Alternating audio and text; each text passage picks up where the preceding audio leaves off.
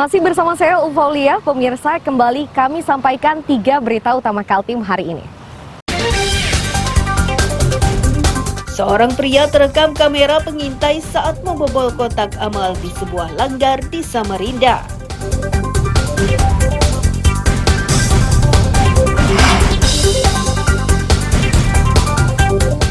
Aparatur sipil negara di Kabupaten Berau diingatkan agar tidak terjebak politik pada pelaksanaan Pilkada 2024.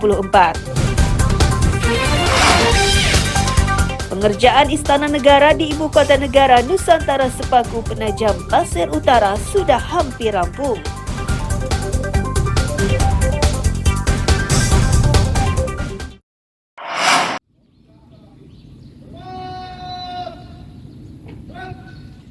Jelang pelaksanaan pemilihan kepala daerah, pegawai di lingkungan Pemkab Berau diingatkan tetap netral. Itu agar para ASN tidak dijatuhi sanksi karena terlibat sebagai tim pemenangan. Mohon izin menyampaikan kepada seluruh rekan-rekan ASN. Sekretaris Daerah Muhammad Said menyebut setiap orang boleh memberikan dukungan kepada pasangan calon. Sedangkan bagi ASN, aturannya sudah jelas. Mereka dilarang terlibat langsung sebagai tim pemenangan. Ikut berkampanye, termasuk menyebar pesan-pesan dari pasangan calon melalui media sosial dan sejenisnya.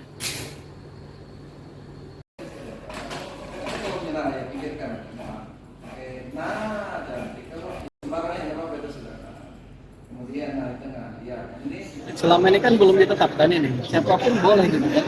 Tetapi nanti setelah masuk tahapan, setelah ditetapkan pasangan calon, siapapun itu tidak boleh, misalnya ASN misalnya komentari, like, apalah, tidak boleh gitu kan. Memang kalau kita berhitung, artinya nanti bulan September, tapi sosialisasi kemudian antisipasi kan dari awal kita sampaikan, karena saat ini memang kita tegas kok kalau ASN. ASN itu kan pasti sudah paham lah apa tugas dan tanggung jawabnya. Silakan saja, namanya kita pasti punya hak pilih. Kita memberikan suara itu boleh, tapi ketika misalnya kita ada kecenderungan terhadap salah satu pasangan calon, itu yang tidak dibolehkan. Kita silakan saja mendukung, tapi bentuk dari dukungan itu tidak boleh kita ekspresikan di media sosial dan sebagainya.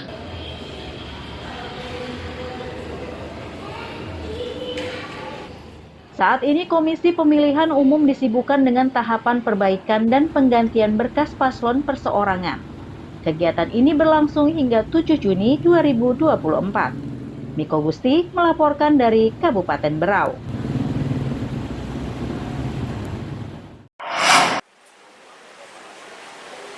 Memberikan kontrol sosial dan nantinya Sosialisasi peran organisasi kemasyarakatan dalam upaya menyukseskan Pilkada Serentak tahun 2024 digelar di sebuah kafe di Samarinda.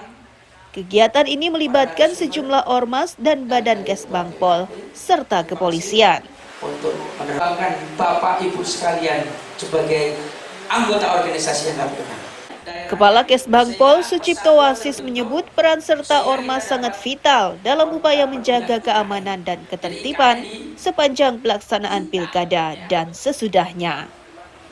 Ini karena setiap ormas memiliki anggota ratusan hingga seribuan orang. Untuk itulah diperlukan kerjasama apik antara pemerintah, keamanan, dan ormas.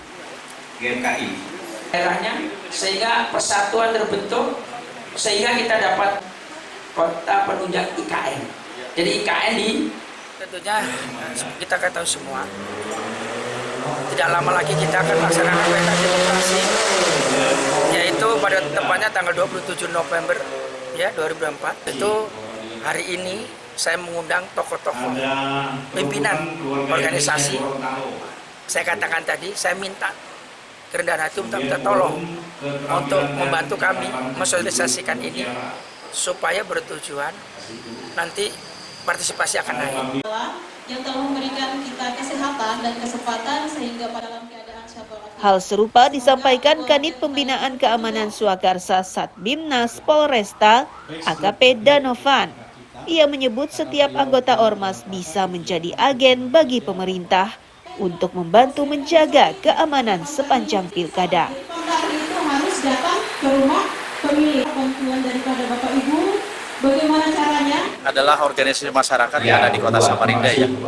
Berdasarkan Undang-Undang Nomor 17 Tahun 2013, keberadaan mereka juga sangat eksis ya terkait dengan membangun Kota Samarinda.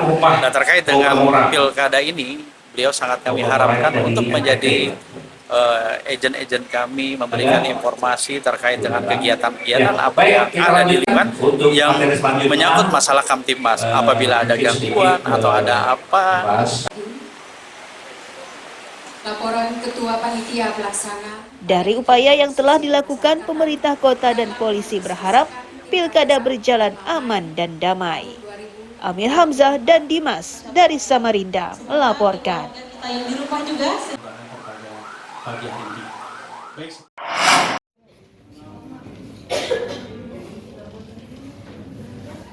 Pemeriksaan kesehatan petugas PPK dan PPS di Tarakan ini berlangsung di Sekretariat KPU.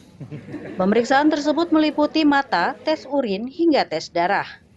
Total 20 orang PPK dan 60 PPS yang mengikutinya.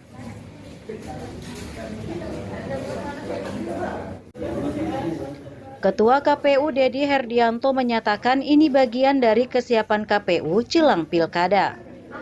Tes kesehatan ini sangat penting untuk mengetahui kondisi kesehatan PPS dan PPK.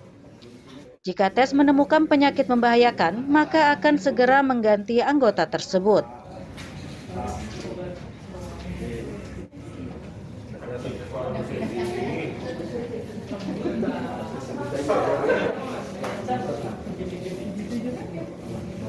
Intinya kan kalau penyakit fatal itu bisa menghambat kerja-kerja dari petugas ad hoc badan ad hoc gitu.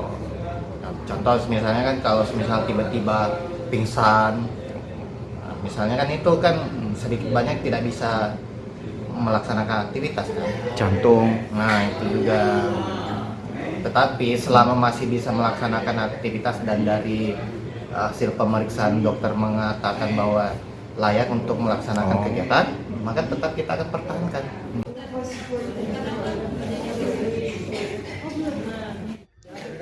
Tidak hanya kesehatan, KPU juga memastikan anggota PPS dan PPK tidak terlibat peredaran narkoba. Jika terbukti mengonsumsi narkoba, maka akan langsung diserahkan ke polisi. Mustofa melaporkan dari Tarakan, Kalimantan Utara.